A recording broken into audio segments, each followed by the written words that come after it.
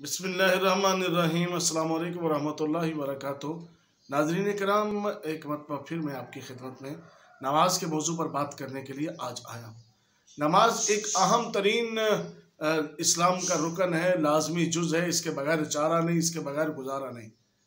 लेकिन आज हम नमाज तो पढ़ रहे हैं, लेकिन पढ़ते हुए अपनी नमाजों को ज़ाया भी कर रहे हैं। दिखावे की नमाज तो मुंह पे मार दी जाती है, रियाकारी की इबादत ज़ाया हो जाती है।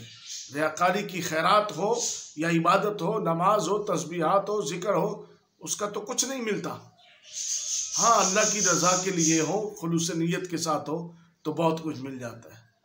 आज हमें ये देखने की ज़रूरत है कि हम कहाँ खड़े हैं, हमारी क्या नीयतें हैं नमाज के बारे में, और हम क्या सोच रखते हैं, हमारी फ़िक्र क्या है। सोच तो हमारी ये है कि हम नमाज पढ़ रहे हैं, पता चल जाए, लेकिन रियाकारी उसने ला करके तबाह कर दिया। याद रखिए, अल्लाह वहदहू ला शरीक ने नमाज मोमिन के लिए उसकी मेराज बनाई है, उरूज है। इंसान अल्लाह की बारगाह में हाजिर है, अल्हम्दुलिल्लाहि रब्बिल आलमीन, उसकी तारीफ़ें कर रहा है, उससे इस्तिआनत मांग रहा है, मदद मांग रहा है। और अल्लाह वहदहू ला शरीक की बारगाह में जब वो मदद मांगता है तो अल्लाह रब्बुल इज़्ज़त यकीनन मदद करने का वादा फरमा लेता है। पूछो, मांगो क्या चाहिए, तो वो कहता है कि सिरातल लज़ीना अनअमता अलैहिम, ऐ मौला करीम, जिन पर तूने इनाम किया है उनका रास्ता अता फरमा।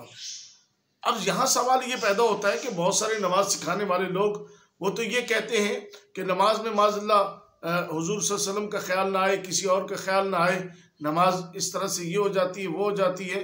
नमाज सिखाने वालों का एक नज़रिया ये भी है ना, लेकिन यहाँ पर इरशाद फरमाया जा रहा है कि सिरातल लज़ीना अनअमता अलैहिम, अल्लाह रास्ता उन लोगों का अता फरमा दे, उन लोगों के रास्ते पर चला दे जिन पर तूने इनाम किया है।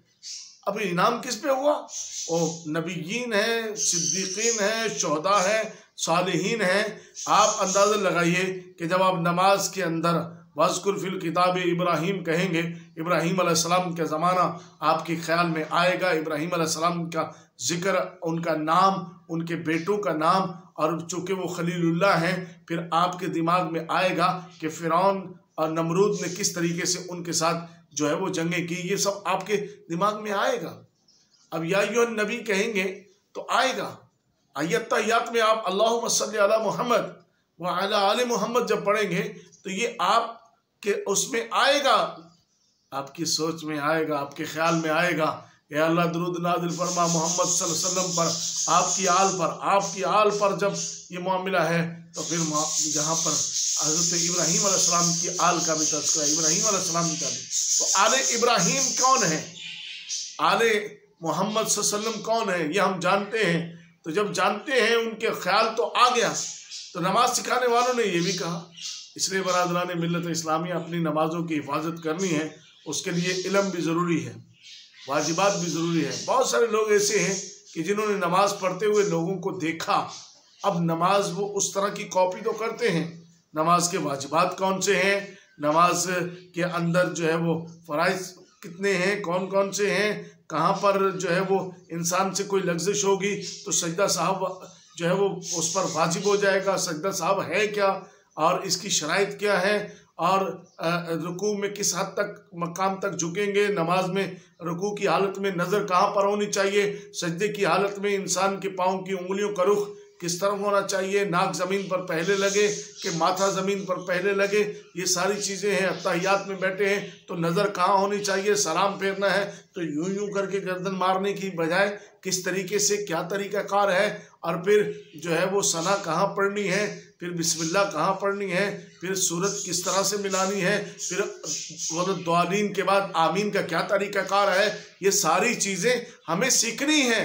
हम इन सारी चीज़ों को सीखेंगे तो यकीन मानिए हमारी नमाज के अंदर हमारा दिल लगेगा, और नमाज फिर वो जो इंसान की रूह को ज़िंदगी बख्शती है, इंसान की रूह को ताज़गी बख्शती है, उस नमाज में जब दिल लगेगा तो फिर मोमिन की मेराज, मोमिन को उरूज मिलेगा। और ये अल्लाह रब्बुल इज़्ज़त के साथ मुलाकात का एक तरीका है। और मेरे आका अलैहिस्सलाम के बहुत सारे फरमान से, बहुत सारी हदीसों से ये वाज़ेह पता चलता है कि तुम पर कोई गम का पहाड़ टूटे, नमाज़ पढ़ो, तुम पर मुश्किल आए, नमाज़ पढ़ो, तुम पर कोई मुसीबत आए, नमाज़ पढ़ो। तुम किसी बीमारी में हो, पेट के दर्द की बीमारी के हवाले से कि पेट के दर्द में थे, कोई सहाबी नबी पाक सल्लल्लाहु अलैहि वसल्लम ने इरशाद फरमाया नमाज पढ़ो। नमाज पढ़ने से बीमारियां दूर होती हैं, नमाज पढ़ने से शैतानी वसवसे, शैतानी ख्यालात दूर होते हैं, नमाज पढ़ने से इंसान के चेहरे पे तरोताज़गी आती है, नमाज पढ़ने से रिस्क में बरकतें आती है, घर में सुकून होता है। वरना घर की नहुसतें, लड़ाइयाँ, झगड़े, बहन भाई आपस में मुश्किलें, मुसीबतें, ये घरों के अंदर नाफिज रहती हैं। अल्लाह के बंदो, आओ नमाज की तरफ आओ, आओ कामयाबी की तरफ आओ। अल्लाह वादा शरीक हम सबको तौफीक अता फरमाए।